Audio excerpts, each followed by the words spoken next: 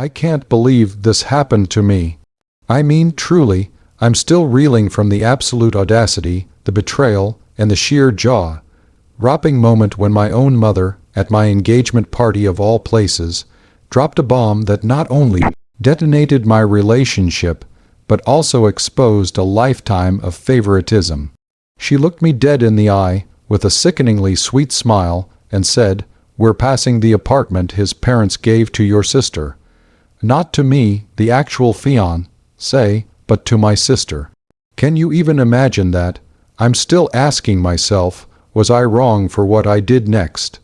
Tell me, honestly, if you would have done the same thing. It all started, as most of my life's biggest headaches do, with my sister, Clara. Clara and I are only 2 years apart, but you'd think we were from different planets, raised by different parents, in different universes. Clara was always the golden child. She was the prettier one, the smarter one, the one who got into the prestigious university. I went to a perfectly respectable state school. Thank you very much. She was the one who could do no wrong in our parents' eyes. Me, I was just me, the background noise. The reliable one. The one who quietly got good grades, worked hard, and never caused a fuss, precisely because causing a fuss meant drawing negative attention, and Clara always seemed to hog all the positive attention anyway. Our parents weren't malicious, not overtly, but their favoritism was a thick, suffocating blanket that covered every aspect of our lives. If Clara needed something, she got it. If I needed something, it was always, well, Clara also needs, or you can manage, you're so independent. It was exhausting, but I'd learned to live with it, to carve out my own space, to find my own successes, separate from their skewed perceptions. Then came David. David was everything I never thought I'd find. Kind, intelligent, genuinely funny, and he saw me. Not me in comparison to Clara, but just me. He was from a well-off family, but he was grounded, hardworking, and incredibly sweet. We'd been together for 5 wonderful years, and when he proposed, it was the happiest day of my life. His parents, bless their hearts, were equally wonderful. They welcomed me with open arms, treating me like a daughter from day one. When David and I started planning our future, his parents made an incredibly generous offer. They owned several properties in the city, and they wanted to gift us an apartment as a wedding present. A fully furnished, beautiful 2-bedroom apartment in a fantastic neighborhood. It was more than I could have ever dreamed of, a real head start for us as a married couple. We spent weeks touring potential apartments with David's parents, picking out the one we loved, imagining our future there. It was all so perfect, a dream come true. My parents, of course, were thrilled, or so I thought. They gushed about how lucky I was, how wonderful David's family was, how this would set us up for life. I was genuinely happy, feeling for once like I had something truly special, something that was mine and David's. The engagement party was a lavish affair, hosted by David's parents at a beautiful venue. All our friends and family were there, my parents, Clara, David's relatives, everyone.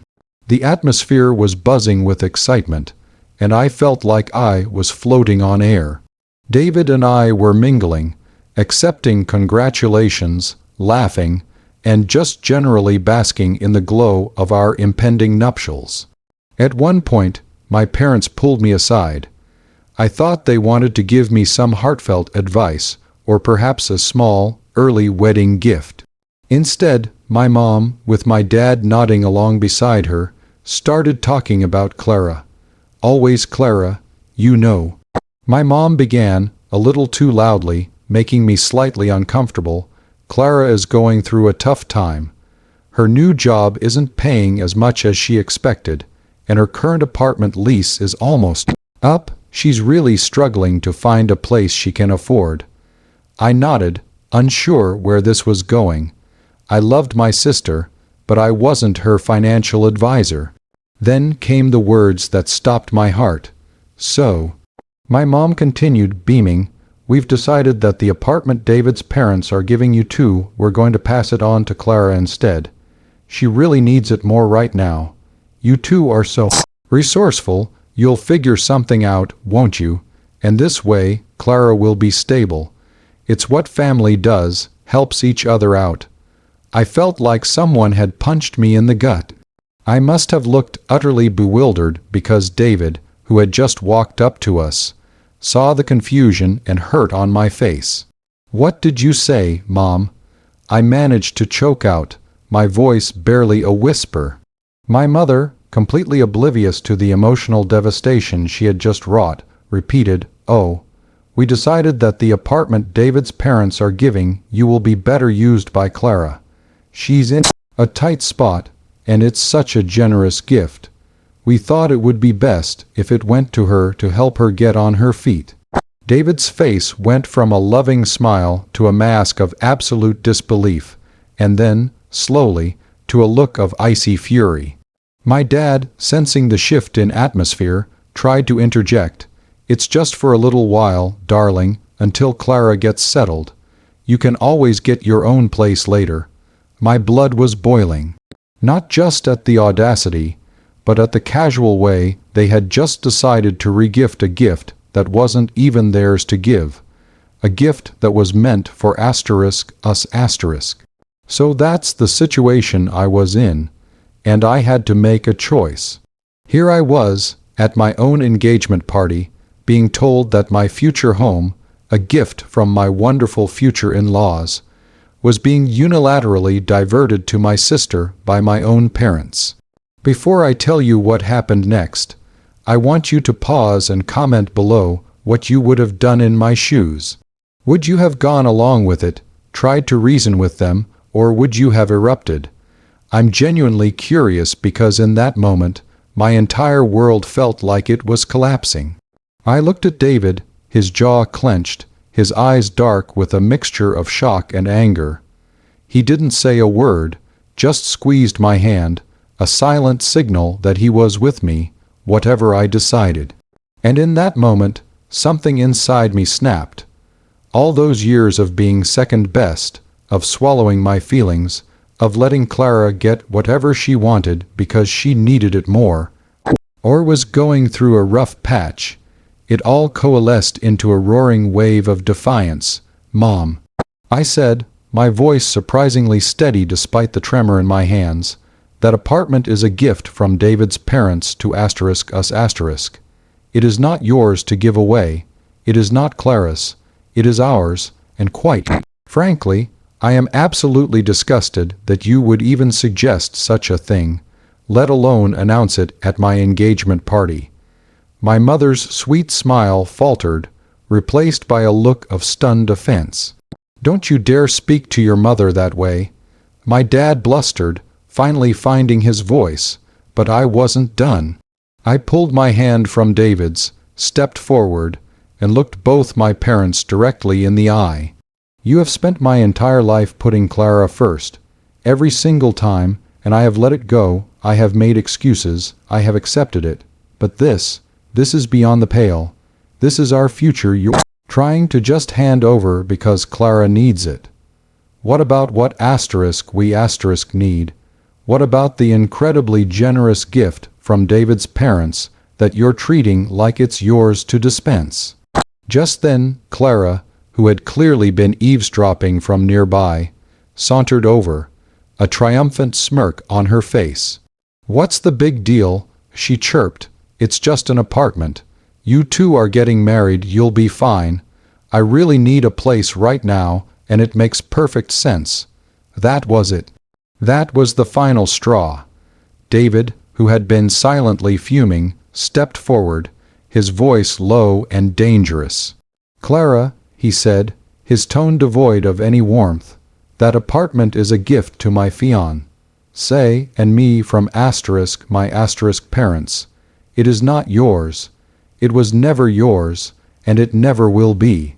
Then he turned to my parents, his eyes blazing. With all due respect, I find it incredibly insulting that you would not only try to take a gift meant for your daughter and me, but that you would do so without even consulting us, and announce it publicly. This is not how my family operates. This is not how we will be operating. The atmosphere in that corner of the room had become thick with tension, drawing the attention of guests nearby. David's parents, sensing something was wrong, made their way over.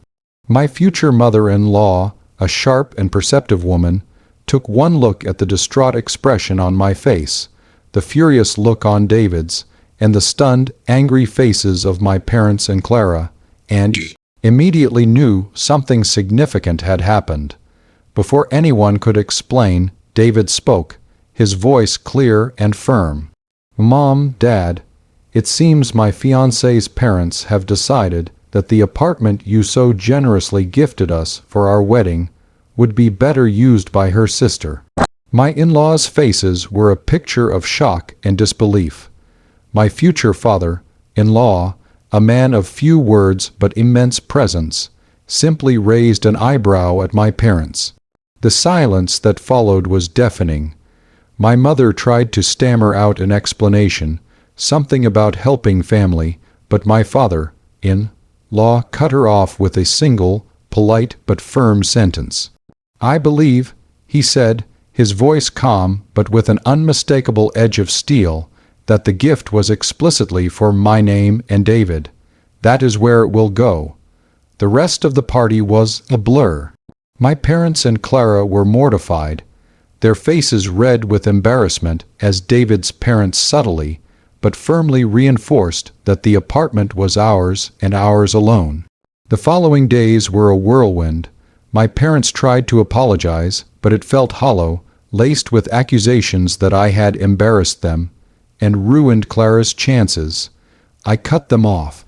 I told them I needed space, a lot of space, to process their betrayal. Clara, predictably, played the victim, but David's family had made it abundantly clear that she would not be getting anything from them. David and I did get the apartment. It's beautiful, and it feels like a sanctuary, a place where we can build our own life, free from the shadow of my family's favoritism. My relationship with my parents is strained, to say the least. We speak, but it's distant, and I haven't seen Clara since the engagement party. Sometimes I feel guilty, sometimes I wonder if I overreacted. But then I remember the look on my mother's face, the casual way she tried to steal my future, and I know I did what I had to do. This whole experience taught me a profound lesson about standing up for myself, about boundaries, and about who truly has my back. It was painful, ugly, and exposed a deep wound in my family, but it also solidified my bond with David and showed me the unwavering support of his family. So, if you've ever felt like you were always second best, or if your family has tried to pull a stunt like this, I hope you found some resonance in my story. Like this video if you were on my side, subscribe for more stories like this, and share your final thoughts on this whole mess in the comments section. I'll see you all in the next story.